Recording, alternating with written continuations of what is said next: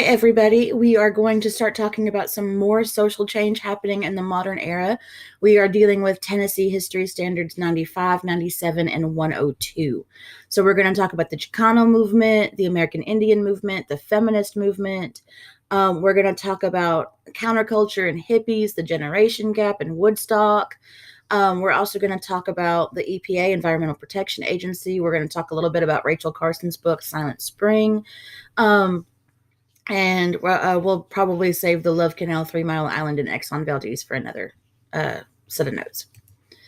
All right, so to get started with the Chicano movement. Chicano movement is going to consist of hundreds of different Mexican-American civil rights organizations focusing on a bunch of different issues. But what it boils down to is Mexican-Americans wanted equal rights too. Now, the key organization that's representing their perspective is going to be the United Farm Workers. Okay, the United Farm Workers was led by this man right here on the screen. This man right here. His name was Cesar Chavez. Okay, or Cesar Chavez, depending on whether or not you pronounce it a certain way. Now, he leads the United Farm Workers. He does not lead the whole Chicano movement. There is actually no mainstream leader. There is no one leader for the whole movement. It just doesn't happen. They don't come together like that. No one mainstream leader. No one leader that white people are willing to accept anyway.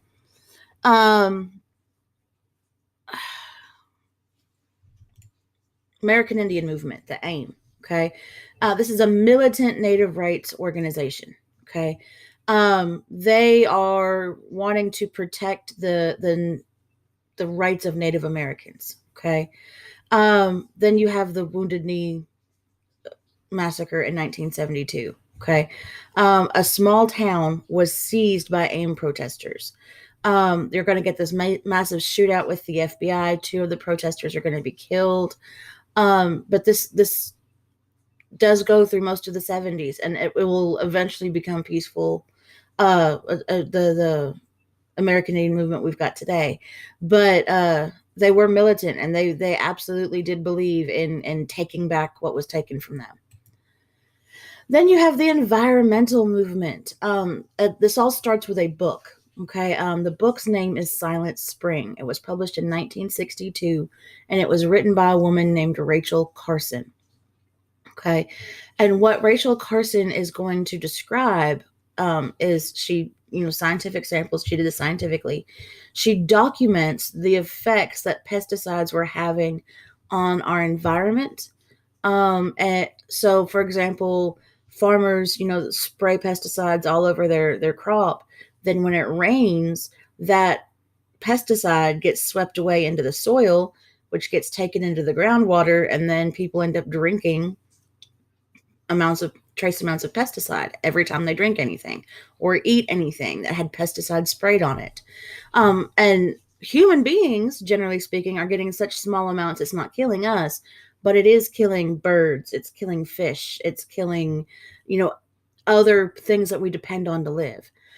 She's also going to document several big chemical industry cover-ups where the chemical plants had massive spills and just didn't tell anybody.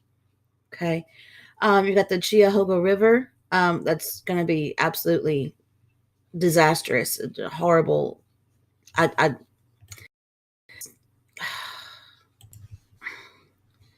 The river was so polluted, it actually caught on fire like 8 or 9 times throughout the years.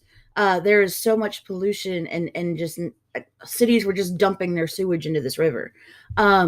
The river stretched between Akron, Ohio, and Cleveland, Ohio, and it was so polluted there was no living thing in it. There was just nothing, and it would just catch on fire randomly because it was so polluted, and it would just burn whatever it came near.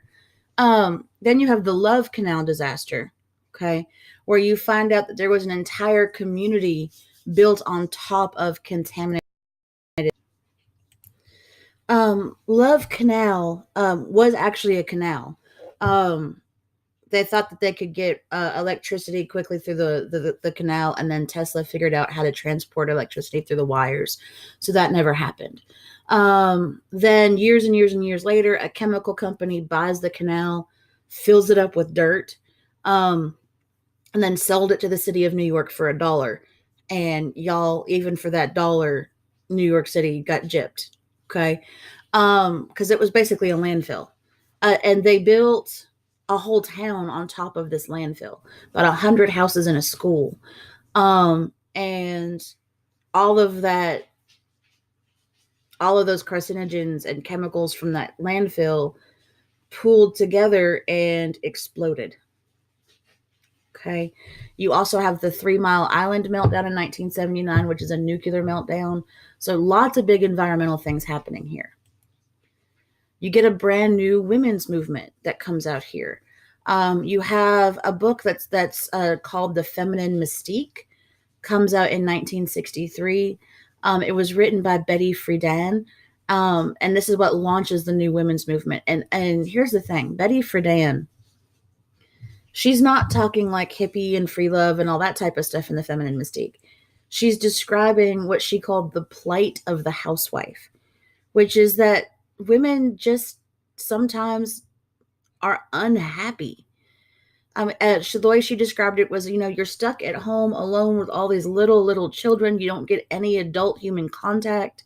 It's just, it's depressing and it's sad, and they want more for themselves than that. You get a new women's organization called the National Organization for Women, or NOW. It still exists.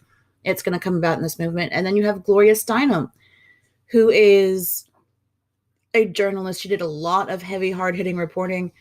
She has strongly supported equal rights for women. Miss Magazine is going to become the voice of the women's movement. Gloria Steinem actually went undercover working in one of the Playboy clubs, which is the one of the clubs where all the waitresses dressed up like bunnies. She went undercover there and talked about all the horrible conditions for the women who worked there. Then you have the Equal Rights Amendment. It was meant to create equality between men and women. Okay. Equal Rights Amendment said that the law should apply equally to men and women. It also said that businesses could not pay women less than they could pay men. It was passed by Congress in 1972, but not enough states ratified it to get the amendment passed. Okay. In the 1960s and 1970s, you have a new type of counterculture. This is the next generation of beatniks. They're going to be called hippies. Okay. A lot of these people are going to turn their backs on traditional America. They don't want to fit in. They do not want to conform. They do not see the world the same way their parents saw it. They wanted to create a brand new society based on love and peace. And all of this is a reflection of the Cold War, right? We don't want to have a whole society that's on the verge of war all the time. Why can't we all just love each other and be peaceful? Okay. The hippies, they listened to rock and roll. They wore wild clothing, tie-dye and bell bottoms, and they believed in free love, which means you wanted to do something, you did it. It was okay. Lots of illegal drug use here. They're going to start living in communes, which ironically were communist. Okay. So you get a lot of commune living here. Lots of illegal drug use during this time. Marijuana was used in really big quantities. LSD or acid became the psychedelic drug of choice. Ironically enough, whatever they sell as acid now is not the same acid, because only one person had that formula and he died and he kept it with him. He didn't give it out to anybody. So everything else that people say is acid or LSD now, it's not real. It's not the real LSD or acid. So it's got horrible side effects. You've got the saying of the time on radios was tune in, turn on, and drop out. Okay. Haight and Ashbury was a cross section of roads in San Francisco, and this is the hippie ground zero. This is the hippie mecca. Okay. California was very slow to outlaw drug use, so they could get away with a lot more there. Okay. Woodstock Music and Art Fair. Most people assume Woodstock is, the height of the hippie movement, or it's, the beginning of it. This is actually the end of the hippie movement. August of 1969, they had this giant 3-day long music festival in White Lake, New York. Almost 50,000 people showed up to this. And like I said earlier, this does symbolize the end of the hippie movement. And these young kids who are hippies eventually they're going to have to get jobs and support themselves, and that's what basically ends the movement. They asked someone on the news, why did the hippie movement end? And they said, we fell apart over who would cook and wash dishes and pay the bills. Right? Life happens. You have kids, you have to take care of those kids. And trust me, with all the free love out there, they were having kids. Okay. And you can't be all free love and peace whenever you have a human being to raise.